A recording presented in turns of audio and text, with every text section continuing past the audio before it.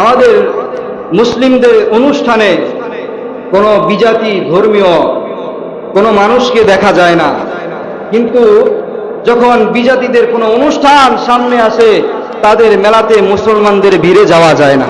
কথা বলেন ঠিক কিনা? তখন কিছু মানুষ ক্যামেরার সামনে, মিডিয়ার সামনে আইসা বলেন যে ধর্ম যার যার, উৎসব সবার। কথা বলেন, একথা বলে কি বলে না? ধর্ম যার যার, উৎসব সবার। ধর্ম যার যার, উৎসব তার তার। কথা বলেন ঠিক কিনা?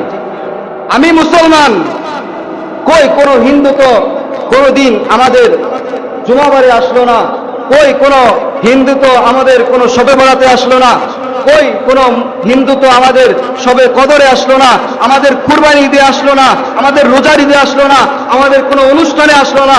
তুমি মুসলমান হইয়া কেন তাদের পুজো দেখতে যাইবা? যেই মুসলমান হিন্দুদের পূজাতে যাবে, যে মুসলমান হিন্দুদের পূজাতে যাবে তার জন্য সম্পূর্ণ হারাম, নতুন করে কালেমা পড়তে হবে। কারণ তাদের ধর্ম, তারা যেই ধর্মের ভিতরে আছে, তারা ধর্মের ভিতরে যা মনে হয় তাই করুক। কথা বলেন ঠিক কিনা? তারা তাদের দেব দেবীদের পূজা করুক, কোনো মানা নাই। আমরা মুসলমান, দরকার হয় আমরা তাদেরকে প্রোটেকশন দেব, আমরা তাদেরকে তাদের ধর্ম কিভাবে সুন্দরভাবে পালিত হয় সেভাবে আমরা পরামর্শ দিতে পারি, কিন্তু আমরা কোনো মুসলমানের বাচ্চা আমরা তাদের পূজাতে যেতে পারি না। কোনো মুসলমান যদি তাদের পূজাতে যায় তাহলে তার ঈমান নতুন করে নবায়ন করতে হবে, নতুন করে কালেমা পড়তে হবে। আমরা যাব তো ইনশাআল্লাহ, নাকি যাব? আমরা কেউ পূজাতে যাব না। তাদের ধর্ম তারা যেভাবে খুশি সেভাবে পালিত করুক, উদযাপন করুক, তারা তাদের ব্যাপার।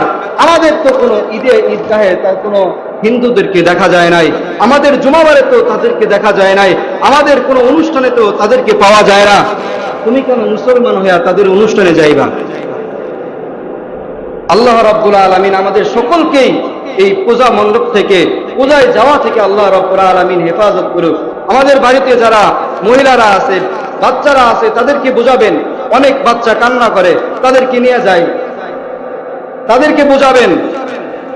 অনেক মহিলা মানুষ আছে বাড়িতে, তারাও পূজা দেখতে যায়, তাদেরকেও বোঝাবেন। আর মাইকের আওয়াজ যতদূর পর্যন্ত যায় সকলকে দৃষ্টি আকর্ষণ করে বলতে চাই, আমরা মুসলমান। আল্লাহ রাব্বুল আলামিন আমাদের মুসলমানদের জন্য দুইটা ঈদ রাখছেন। কয়টা ঈদ? দুইটা ঈদ রাখছেন। আল্লাহ রাব্বুল আলামিন আমাদের খুশির জন্য দুইটা ঈদ রাখছেন, জুমাবার রাখছেন, রোজা রাখছেন। আমাদের ইসলাম ধর্মে আল্লাহ রাব্বুল আলামিন বহু খুশির দিন রাখছেন, ওই দিনগুলো আপনি পালন করেন। কিন্তু আপনি মুসলমান হইয়া কেন আপনি পূজা দেখতে যাইবেন?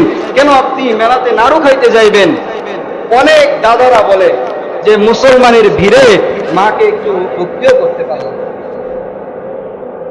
দেখবেন পূজা শেষ হইলে বলবে যে মুসলমানদের ভিড়, তারা যেই পূজা মণ্ডপ হয়, পূজা মণ্ডপের ভিতরে দেখবেন যে তাদের হিন্দুদের সংখ্যা থেকে মুসলমানদের সংখ্যা বেশি।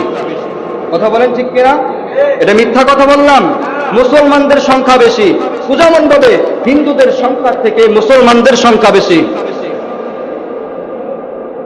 এই জন্য আমরা সকলেই তো ওয়াদাবদ্ধ, ইনশাআল্লাহ আমরা কেউ পূজা মণ্ডপে যাব না, এবং আমাদের বাড়িতে যারা আছে, মহিলারা, বাচ্চারা যারা আছে, সকলকে আমরা এই বিষয়ে বুঝাবো ইনশাআল্লাহ। আল্লাহ রাব্বুল আলামিন সকলকে বোঝার তৌফিক দান করুক।